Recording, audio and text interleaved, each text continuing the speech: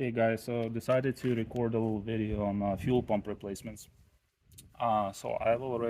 This is a 91 car.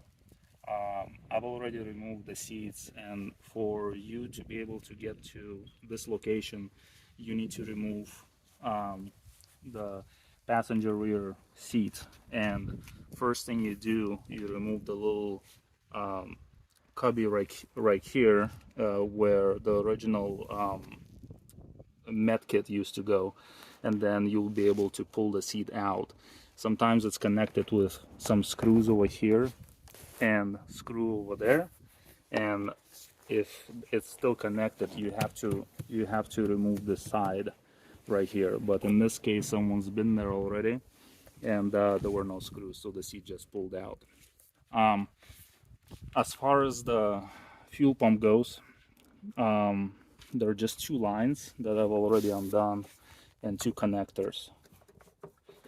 There's also a round ring, locking ring right here that I use this tool to undo. You just kind of put it on top and you'll be able to undo it with a wrench, but you can also use like a screwdriver to gently tap it out. Removing the fuel pump, you just move these guys out of the way as much as possible, grab the fuel pump, and this, by the way, had a famous crack in it.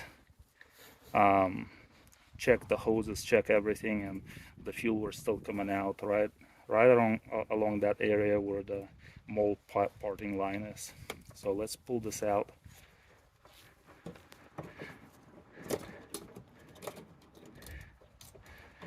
So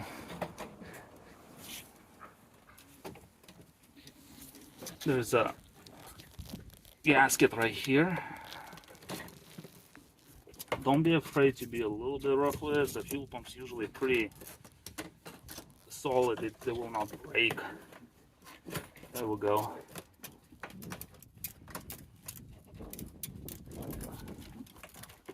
There we go, and the whole octopus is out. Let's take this out right here. As you can see, this fuel pump is fairly new. It has been replaced in the past, but still developed a crack. And unfortunately, 40% of these pumps, 40-50% of these pumps have that defect from the factory. And no way to seal it really. I've tried chemical welding in the past. It doesn't really work. It starts leaking a month after. So it's kind of a throwaway. But of course, good thing to make a replacement. So, alright, so this is my new replacement pump.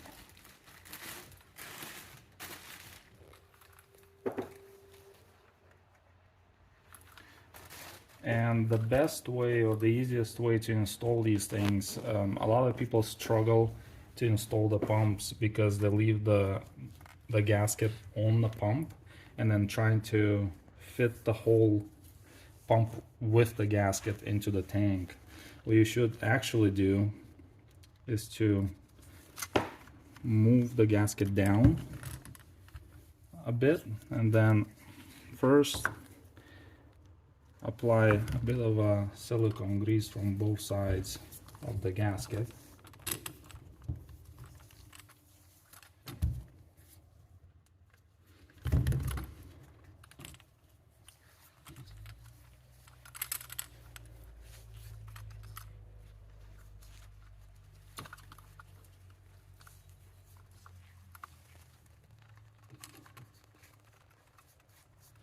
Okay, and just leave it kind of down like this. All right, and then once you install this into the car, gently put the float in first, and then push the entire assembly down right around there, and then take the gasket and insert it into the tank around the pump, and make sure it's seated very nicely.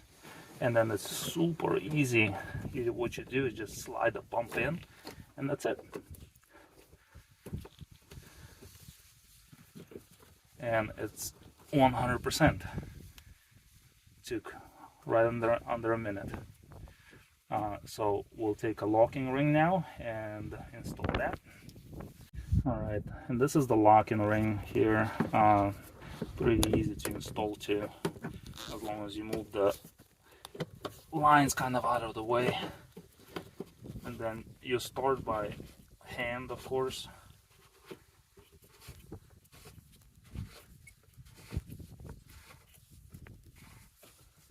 And then I use this tool here.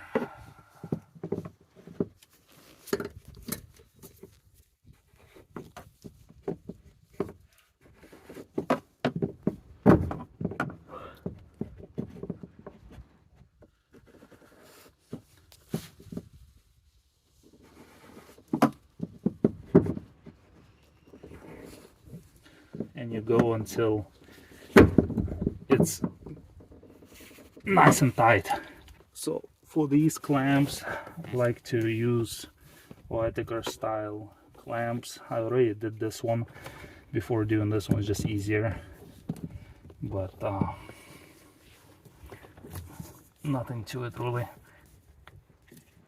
There we go. So this is much more reliable than this gear type clamps. I don't like these.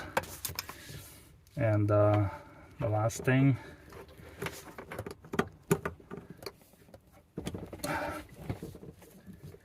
connectors, plug and play. And now we can start the car and double check everything. Cut. All right, so the car is running now. You can see there is no leaks anymore of any kind. Like I said, I love these Whittaker type clamps, just so much better than the gear ones. Sometimes you also get a leak from right up here, and some people actually cut this metal to be able to get to these clamps, but I was actually able to come with a small wrench here and tighten those up. So that's it.